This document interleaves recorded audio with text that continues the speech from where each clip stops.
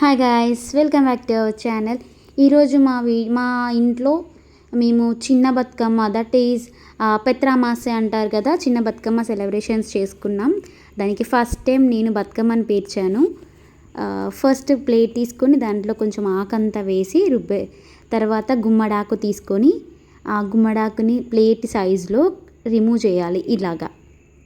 So ఇది చేసేటప్పుడు మా బాబు నాకు అక్కడ దాని లోపల, అంటే మనం కడుపు అంటాం, ఆ కడుపు లోపల వేయడానికని ఆకుల్ని రుబ్బడం మీన్స్ ఆకులు తెంపుతున్నాడు.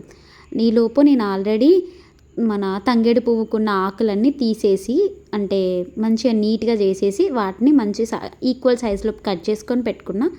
ఫస్ట్ ప్రేయర్లో తంగేడు పువ్వు పెట్టాను. తర్వాత బంతి పూలకు కొబ్బరి చీపురు తెలుసు కదా, కొబ్బరి చీపురు యొక్క పుల్లలు కొత్తది తీసుకోవాలి. సో ఆ చీపురు పుల్లలన్నిటిని దానికి పెట్టేసి బంతి పూలన్నిటిని ఒక వరుస క్రమంలో పేర్చుకున్నాను.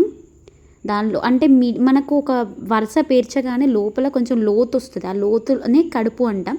దాంట్లో మళ్ళీ మనం ఏదైతే ఆ బేషన్లో ఉన్న ఆకుని మా బాబు తెంపాడన్నగా ఆ ఆకు అంతా దాంట్లో వేసుకుంటూ మళ్ళీ ఒక వరుస కంప్లీట్ అవ్వగానే మళ్ళీ ఆకును వేయడం అనేది చేయాలి, లేదంటే మనకు బ్యాలెన్స్ అవ్వవు ఆ ఫ్లవర్స్. సో ఇలా చేస్తూ టోటల్ కంప్లీట్గా 1 పేర్ అయిపోగానే వేస్తూ ఉండాలి. అలా పద్ధతిగా మన ఫస్ట్ తంగేడు పువ్వు, తర్వాత ఆరెంజ్ బంతి, తర్వాత ఎల్లో బంతి, దాని తర్వాత రోజెస్ పెట్టడం జరిగింది. నేను red roses, orange roses and yellow రోసెస్ని కూడా యాడ్ చేశాను. ఫస్ట్ నేనేమనుకున్నానంటే చామంతి పెట్టాలి అనుకున్నాను, బట్ చామంతి బాగాలేదని తీసేశాను.